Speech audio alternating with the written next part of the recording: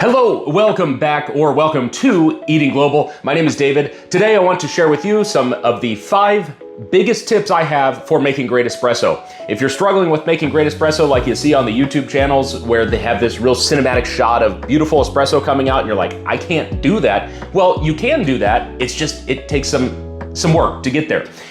Espresso is one of these kind of nuanced things where it takes some art and some expression to do it, and it doesn't all come in the machine.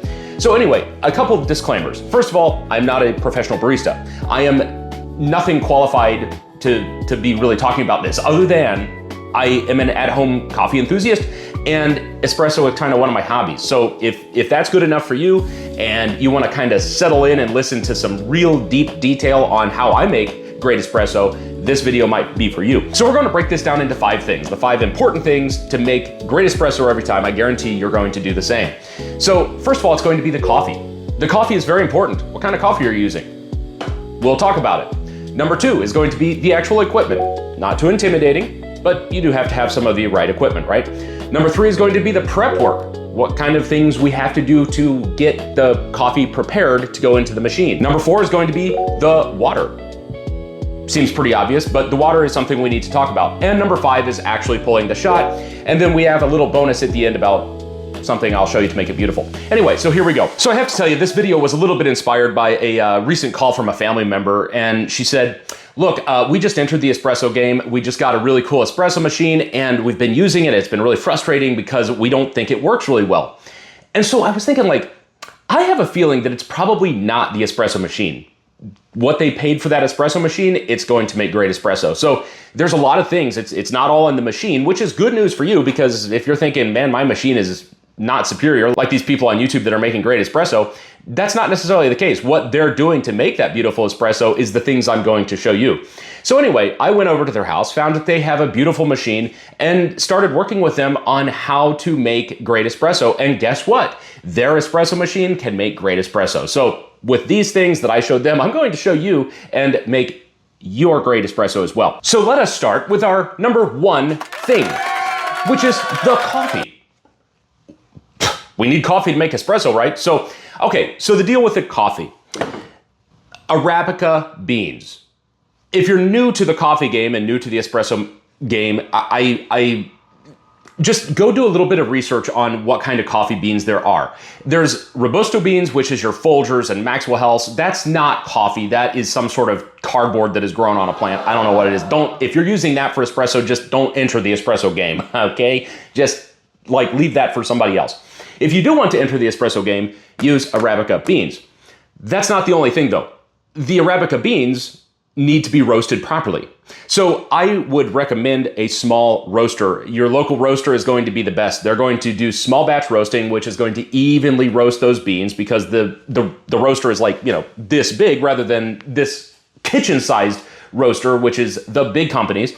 What happens when you put coffee in a giant roaster is it's unevenly roasted, and a lot of time it's burnt. So you have some beans in there, especially on a darker roast, that are completely fried past recognition, and then you have some beans that are kind of in the middle that don't touch the outside of that roaster, and those are under roasted. So in one roast, you have this like mix of unroasted and over roasted and burnt and not cooked at all, and the coffee, that takes a really good Arabica bean and makes it not good. It's going to taste nasty, right? So especially in espresso, we need to taste all those little things we need to taste in espresso. If you're just running that through the drip machine, maybe you're going to have some better luck with that. I don't know. But if you're making real coffee, let's get real beans. The other thing, there's so many things that make good coffee. Where is it grown? What altitude is it grown on? Is it grown in shade? Is it a wet environment? Is it a dry environment? What kind of fermentation is it going through? What kind of drying process is it going through? There's just so many things. How long is it stored at the shop? How long are you drinking it after it's roasted? How long are you storing it? How are you storing it? I could go on and on and on. The deal is, let's cut it down and be simple. Like I said, we're not competition level espresso makers here. Just bear with me here on a couple things that are really important for even at home great espresso. So, basics. Go to your local roaster and buy something that even they suggest would make great espresso. It doesn't necessarily have to be an espresso roast, because really that's not a thing. Espresso roast is just coffee that the roaster thinks that is good for espresso. There's nothing magical about an espresso roast to make great espresso. This coffee that I'm going to be using is a washed Guatemalan. It has nothing to do, it says nothing about espresso.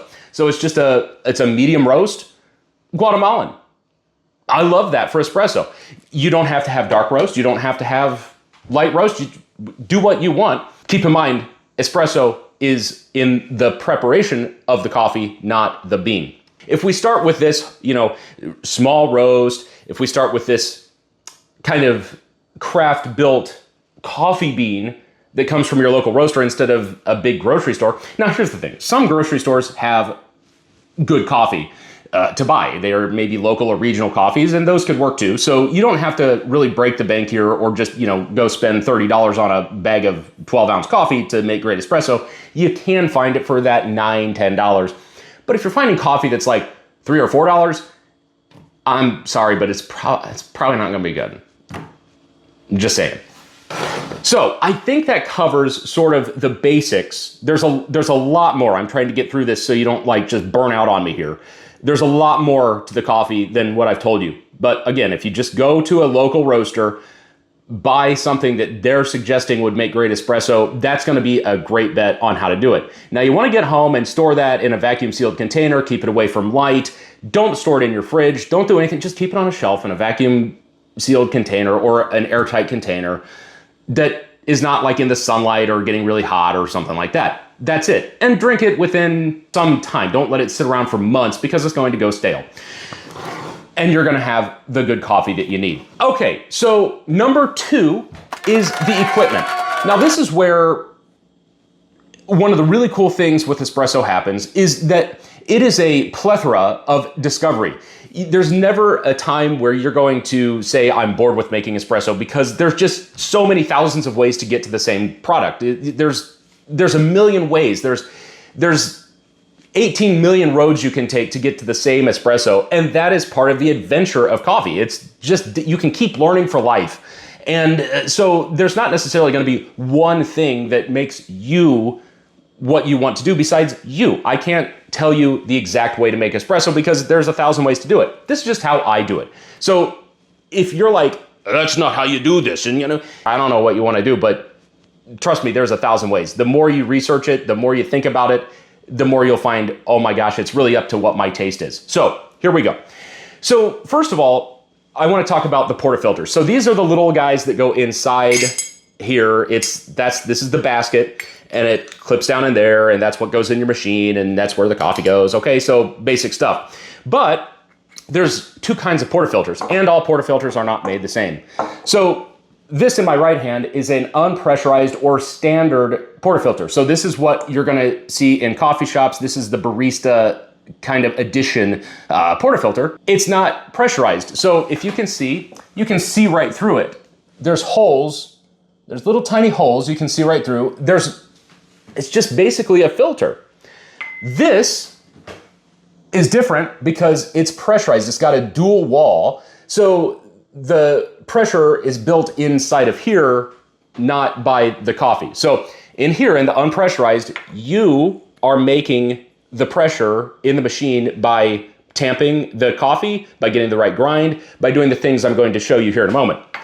This is sort of more your beginner. So the dual wall pressurized basket is more of a beginner basket. If you're new to the game, a lot of espresso machines, especially kind of more your home edition espresso machines, will come with this. And it's more forgiving because you can just dump any coffee in there and kind of tamp it or not tamp it or whatever the case is, and it's still going to create pressure and it's still going to extract some coffee through there. It's not going to have the nuances. It's not going to have the beautiful crema. It's not going to be a beautiful shot, but it will get you somewhere. So if you're just like, I just want to wake up and not think about this, and I'm the person who just, I don't really care about this, I just want to make espresso, you could use this and that's fine. But if you want to use adventure and you want to do art and you want to do if you want to express yourself in espresso, use the unpressurized. That's where we're at. So that's what we're going to use today. If you just want to use that, this might be where you're like, okay, this video is not for me. There's even 2 kinds of handles. This is what I like to use. It's just a bottomless handle. So that means when you put the portafilter in there, come on, there we go. When you put the portafilter in there, there's nothing underneath it. You can just see everything. Now that's where we're going to start in this beautiful espresso creation is this. This is kind of the entry level into really great espresso making when you can get going with this setup here. So this is the difference. This is what you see standard. This is the standard handle, and you see this little distributor, so the espresso goes through here and then it kind of drips out on both sides. That's kind of cool, and one of the only reasons why you could use this, I suppose, is if you're wanting to pull two separate shots. So if you want a stream here and a stream here, and you're going to do one shot over here and one shot over here, I don't ever see a reason to do that because I am either making one shot or two shot espresso drinks. So this is where beauty comes from. We'll go there next. So since we've got our portafilter assembly here, we've got the basket and the handle, what's next? So then just a few other things that I'll show you as we prepare this is the distributor, the tamper, and the scale. So we'll kind of go on into the coffee shop and kind of start with the how to use all these things. So here's the portion of the video I'm going to breeze past a lot of science that you need to know about what makes great espresso. I'm just trying to get you some bullet points on how to quickly get to great espresso if you're just entering the game. There's a lot of stuff I'm going to assume that you're going to go learn on your own research here. But anyway, this is kind of some stuff that you do, and then you will find out what you're going to do right for yourself as time goes on. So we're going to start with the how much bean do you use? So for my machine, it's a full-size espresso machine, so it's going to use anywhere between 18 to 20 grams of beans. With that being said, you can really experiment and see what you want to do with that. If you like the taste of 18 grams versus 20 grams, try that. If you like 19, try that. Experiment, see what you like. But getting a scale is really important. The scale could be $20. It just do something that gets, that will get you measured in grams. Most kitchen scales do that. And that's the most precise way to get to a proper measurement of coffee. I wouldn't use a scoop. I wouldn't just rely on your grinder, no matter how expensive it is, to dose a certain amount. Dose your own weight of beans by using a scale. That's the precise way to do it. So the next thing we need to talk about is the grinder. So the grinder is going to be a hugely important piece of this puzzle. I would absolutely suggest a conical burr grinder. Anything else makes an inconsistent grind, and it's not great. That's not to say that you can't make great espresso with it, but I would switch over and go to the dual wall pressurized basket if you're going to use anything else besides a conical burr grinder. So if you have like a mill grinder or one of those spinny, choppy grinders, it's gonna make an inconsistent grind, and that's a recipe for really bad espresso. If that's where you are, again, this isn't where you should jump off of the espresso boat, just use a dual wall portafilter. But in this case, if you're sticking with me here with the unpressurized filter basket and you're just looking to make that kind of barista level espresso, get a conical burr grinder. They can be anywhere from $250 up. Maybe there could be cheaper, but I'm trying to save you some money here. It's not $1 million game. You can be in this whole thing for probably under $1,000. That's probably on the entry level of great espresso equipment. But again, that's not to say that you can't make great espresso with lesser equipment. I'm not here to say like your equipment's not right. But again, it's about making great espresso, and we kind of have to have some certain tools to do that. If you look up here, this is a museum piece. I've been doing espresso for so long. This is kind of my inspiration here.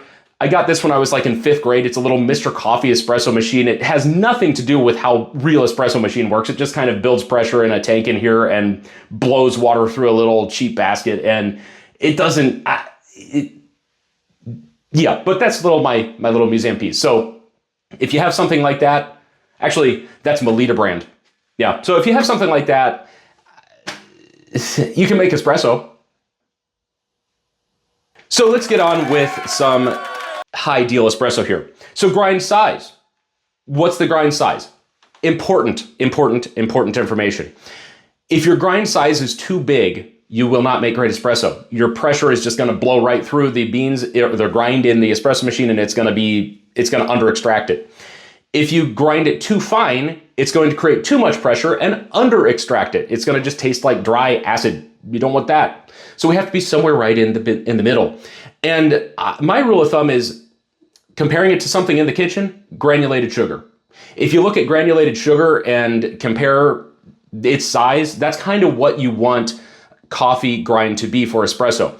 If it's too coarse, sort of like anything bigger than granulated sugar, like kosher salt or something like that, again, not going to be good. If it's too fine, something like powdered sugar or flour, not going to be good, because it's just, again, the pressure is going to be too much. It's not going to fully extract the coffee. So on this machine here, it's up near the end of its grind. This machine will do all the way down from a French press grind, which is really coarse, all the way up to fine espresso. And so we're going to set it all the way on the fine espresso. So I've got my 20 grams of espresso here. Another little hint, sometimes when you get your coffee going through a grinder, it gets staticky and starts kind of going everywhere.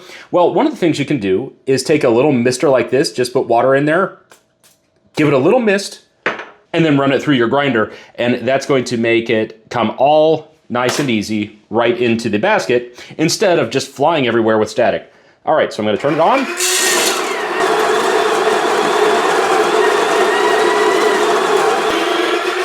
Now, as you can see there, when it was grinding, there's these little clumps that form by the burr. So all those little clumps in there are not good for our espresso pull because they can create uneven extraction. The pressure can blow past those, or it can block certain pressure. We want the pressure to be evenly distributed across the whole basket here and across the whole puck, so we don't get channeling and whatnot. So what we're going to do, I would suggest getting one of these little funnel gadgets.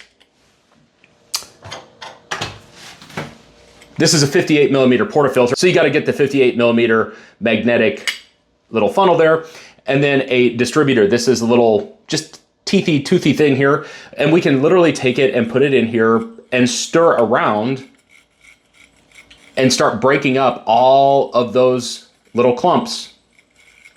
Very important to do this. So this is what we want to do, is really work that in there. Just get all the stuff really nice. We want it to look like brown granulated sugar, basically. That's what we kind of want it to go for. All right, so that's this stage. That's what that looks like. All the clumps are broken up, it's evenly distributed. Now at this stage, we have a nice distribution in there, but I want to take it and tamp it just a few times. So this, that's one of my methodologies, is to kind of get it tamped down in there just to get the compaction started and get the sort of distribution. Again, I don't really have a good word for that, but just kind of get it down in the portafilter. This here is a very important piece. It's the tamper. Now, if you can see on this one, it's got kind of this channeled little ribs down here. And that kind of is a modern way of a methodology of espresso puck prep. So the thought is that these little channels here are going to distribute in the puck. It's going to show up on here. I'll show you.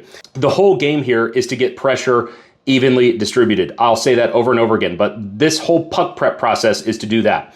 And then there's this little piece around here. There's a ring around it that matches up with this that gets it even. So that way this part of the puck is not like raised and this part of the puck is lower, so we don't have a ramp in there. That's also going to create uneven distribution. So this all has to be completely level from side to side and level in the middle, if that makes sense. And that's what these things do.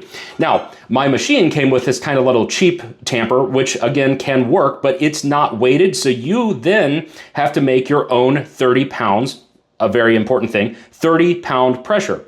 And it doesn't really even up because there's no ring around here that tells you where it's matching up with this. So you could go sideways with it. You could kind of make that puck uneven. So anything that's uneven in there is going to make a weird extraction, and it's not going to have this beautiful crema and a good taste to it. So that's why I upgraded to something like this. It is spring-loaded to 30 pounds. So you push down on it, it's 30 pounds. You put it in here, you push until it stops, and that's 30 pounds. You lift up, and you know you've done exactly the right tamp pressure. 30 pounds is the average going thing today in espresso tamping. So it's all even. Our ring is all the same way around. That means our puck is all even in there. And then that's what our end result is a very even. It's not going to fall out. It's perfectly in there. Now, just to give you some idea about how many different things can happen here, some people prefer to use a shower screen, which you put on top of the puck, which can also help with the distribution and even extraction. I don't like to use that because I find it a little bit of a cheat mode, but some people swear by that and say that that's the only way to make espresso. So again, this is your expression of yourself in your talent and what you want to do. So I just go straight up, just puck to machine. So real quick, the next thing we want to talk about is the water. That's our number 4 piece. The water is very important. A lot of people think using distilled water or purified water is the way to go. That's wrong. We want some mineral content in the water that actually, on a molecular scale, helps the extraction. It actually helps pull matter out of the espresso bean, out of those grinds, so we're getting more sugar, we're getting more of the natural oils in the end product, which is exactly what we want. If you use something like distilled water, it kind of doesn't have that friction to go past the bean, or past the grind, I should say, and bring out the right contents with it. The other thing is it's very bad for your machine. It's very corrosive to an espresso machine. So you don't want to use distilled water, even though sometimes I don't know where that comes from, that's a good idea. So just regular tap water. Now, most machines do have some sort of filter. Mine has a charcoal filter in it. And I also get my water from my refrigerator. The dispenser on my refrigerator, that's also charcoal filtered. So this is technically twice filtered water, but it's still just tap water. It's fine. That's what we want. We want a little bit of mineral content. If you have a well, that's fine too. So here comes the exciting part. We're actually going to pull the shot. So I'm going to just go ahead and put this right up in there. Get it nice and tight. So you don't want it loose. You want it to be all the way. You want contact from the coffee to the shower screen in there. Another little bonus tip on beautification of espresso, it's not all about look, it's all mostly about taste, but we also want it to look good, is use a clear glass to extract into. I think it's really pretty. The other thing I like to do is use a dual wall insulated glass, because that way it keeps your shot hot. It doesn't start immediately cooling down, which is also fairly important for nuanced taste. Now, if we have done our puck prep correctly, we're going to see one channel form in this screen here. So we don't want a bunch of little streamies coming down here. We just want one stream kind of forming in the middle. That tells us that our puck prep was done correctly and we're getting a good even distribution. So let's see what we've got here.